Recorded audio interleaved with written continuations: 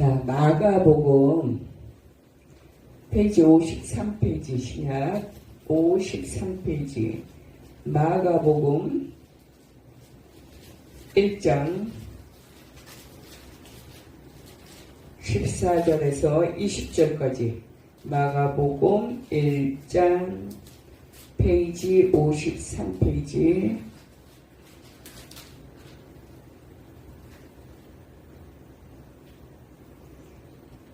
14절에서 1장 14절에서 20절까지 한 절씩 교대로 읽겠습니다. 요한이 잡힌 후 예수께서 갈릴리에 오셔서 하나님의 복음을 전파하여 이르시되 가라사대 내가 때가 찼고 하나님의 나라가 가까웠으니 회개하고 복음을 믿으라 하시더라. 갈릴리 해변으로 지나가시다가 시몬과 그 형제 안드레가 바다에 금을 던지는 것을 보시니 그들은 어부라. 예수께서 가라사대 나를 따라 오라. 내가 너희를 사람을 낚는 어부가 되게 하리라 하시니 곧 그물을 버려두고 따르니라. 조금 더 가시다가 세베대의 아들 야고보와 그 형제 요한을 보시니 저희도 배에 있어 그물을 줬는데 함께 곧 부르시니 그 아버지 세베대를 품꾼들과 함께 배에 버려두고 예수를 따라가니라. 아멘. 할렐루야. 잠깐 기도할게요. 하나님, 주여, 부족한 여종을 이렇게 아버지의 나라를 전파하는데 이렇게 마지막 때에 사람이 귀하니 이런 부족하고 낮은 자도 부르셔서 전하라고 하셨으니 주님, 그 부족한 부분을 성령께서 도와주시고 채워주셔서 이끌고 가 주시옵소서. 오늘 이 시간 이 말씀을 전하는 자나 듣는 자나 모두 다 하나님의 은혜 안에 충만하게 젖도록 주여 도와주시옵소서. 예수님의 이름으로 기도하옵나이다. 아멘. 자, 오늘 제목은, 전할 말씀의 제목은 제자를 부르심, 제자를 부르심입니다. 예수님은 이제 그 부활하신 후에 본격적인 사역을 시작하십니다. 그런데 사역을 시작하기에 앞서서 먼저 하신 일이 있는데 그것은 바로 혼자 하신 일이 아니라 제자들을 부르셨습니다.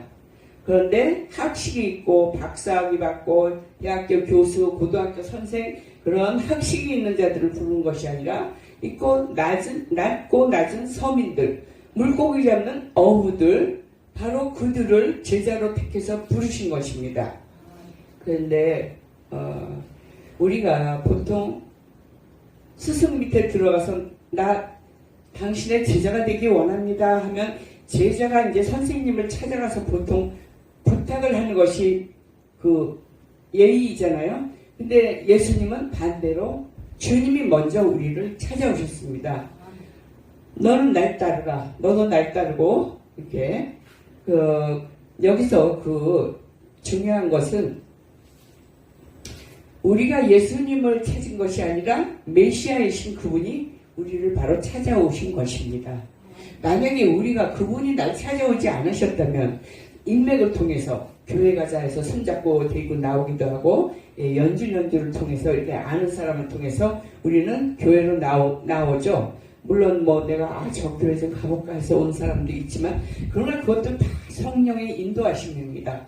예수님이 직접 이렇게 데리고 오시지 않았으면 우리는 영원히 정말 구원받지 못하고 하나님이 어떻게 생겼는지도 모르고 죄 가운데 빠져 살다가 영죽을 정말 불못에 빠져 죽을 수만 없는 우리 존재들인데 하나님이 그래도 택하셔서 이렇게 한 사람 한 사람 교회로 이렇게 구원해 주시고 천국에 보내시려고 구원하시려고 이렇게 발걸음을 인도하신 것에 우리는 감사하고 살아야 됩니다.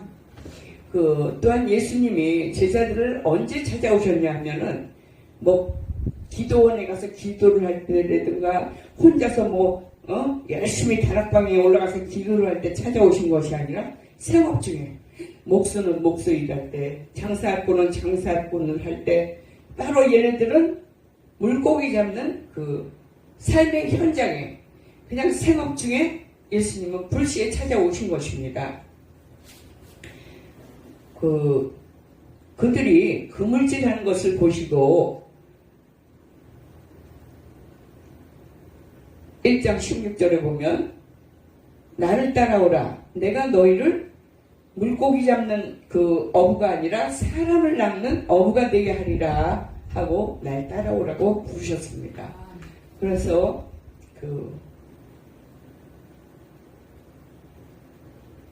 예수님은 12제자를 두셨는데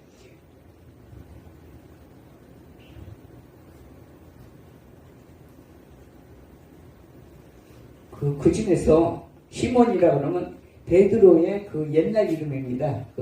시몬을 예수님이 베드로라고 바꿔줬는데 그 시몬과 그 형제 야고보가 예수님의 부름을 받았을 때 그들은 계속 고기를 내가 잡을 것인지 아니면 예수님을 따라 나설 것인지 좀 갈등을 했을 것입니다. 그러나 결국 그들은 그 그물을 던져버리고 예수를 따라 나섰습니다. 인생은 누구를 만나느냐에 따라서 인생의 방향과 삶의 질이 달라집니다. 인생의 가장 큰 축복은 우리가 예수님의 부르심을 받았다는 사실입니다. 그 부르심에 응답하는 것이 곧 믿음입니다. 난 안 가요. 아니 난 됐어요. 일요일날 교회 바빠서 안 가요. 좀 쉬어야 돼요. 이거는 순종하는 거 아닙니다. 네, 순종하고 나온 사람들 바로 여기 앉아 계신 분들은 믿음이 있는 사람들입니다. 만약 예수님이 어부들을 부르실 때 얘 베드로야 안드레야 너 이제 어부생활 접고 신학대학 들어와서 조직신학, 실천신학, 설교신학, 히브리어 그런 것들을 배워가지고 구약, 주석, 방법론 시험 통과한 다음에 성경 한 109절은 암송하고 전도 폭발 훈련하고 목회 실습 마친 뒤에 목사 안수 받고 나랑 같이 일하자. 만약에 그때 당시에 예수님이 이렇게 말씀하셨다면 그이들이 어부 잡던 사람들이 그렇게 따랐을까요? 다 내 돈 나 안 가요 그러고 예수님이 안 따라갔을 거예요. 그러나 예수님께서는 바로 그 어부들의 언어로 말씀하신 것입니다. 내가 너희를 사람을 낚는 어부가 되게 하리라. 물고기 낚는 어부가 아니라 사람을 낚는 어부가 되게 하리라. 바로 예수님의 특기이자 진정한 그 사랑이셨습니다. 그들은 고민하지 않고 그물을 팽개치고 예수님을 따랐습니다. 또한 야고보는 자기 아버지와 그 품꾼들 그 배를 버려두고 따라 나섰어요. 그 제자로 나선 이들은 생길수단이었던 이 모든 것들 그리고 부모마저도 버리고 주를 따라 나섰습니다. 1장 14절에 보면 요한이 잡힌 후 예수께서 갈릴리에 오셔서 하나님의 복음을 전파하여 이르시되 때가 찼고 하나님의 나라가 가까이 왔으니 회개하고 복음을 믿으라. 바로 오늘 말씀은 하나님의 나라가 가까이 왔다고 선포하시는 것입니다. 하나님의 나라를 받아들이는 데 필요한 것은 두 가지, 곧 회개와 믿음입니다. 회개라는 것은 누가복음 9장 23절에 보면 이런 말씀이 있습니다. 누구든지 나를 따르려면 자기를 부인하고 날마다 제 십자가를 지고 나를 따를 것이니라. 자기를 부인하라는 것은 바로 나의 옛 습관, 나의 자아, 나의 죄성, 그죠?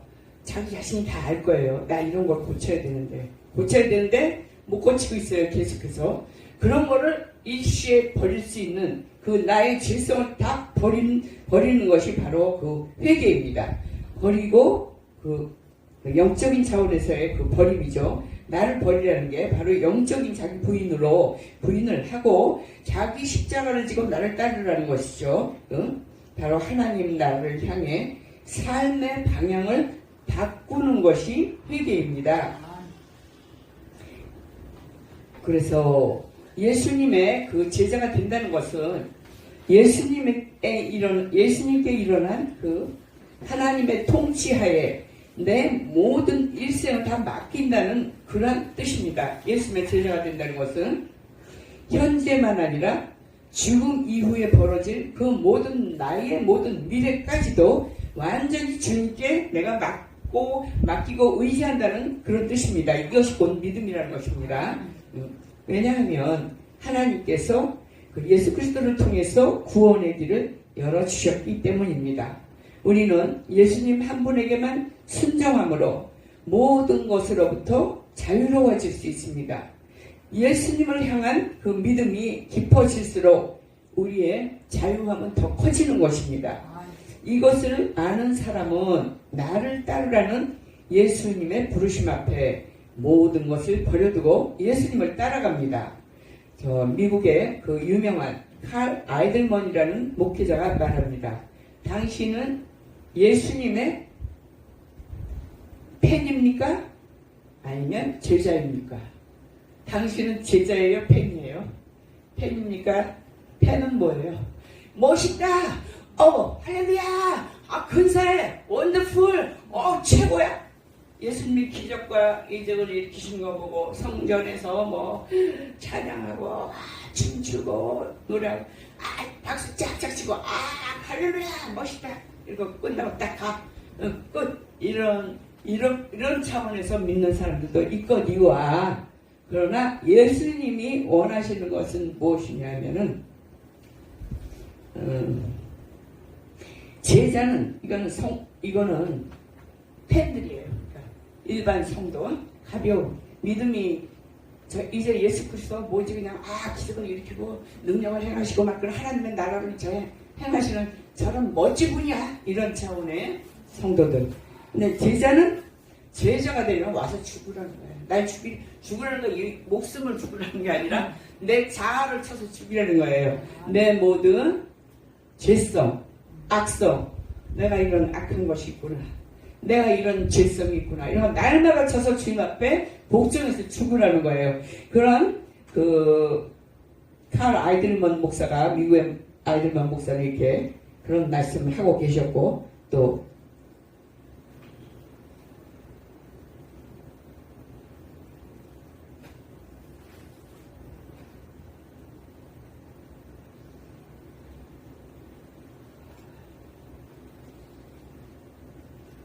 독일에 제가 어제 막 하루에 다 하니까 이거 더 읽어보고 와야 되는데 더 많이 읽어보고 와야지 이게 입에 배는데 좀 부족해서 이렇습니다. 헤매요.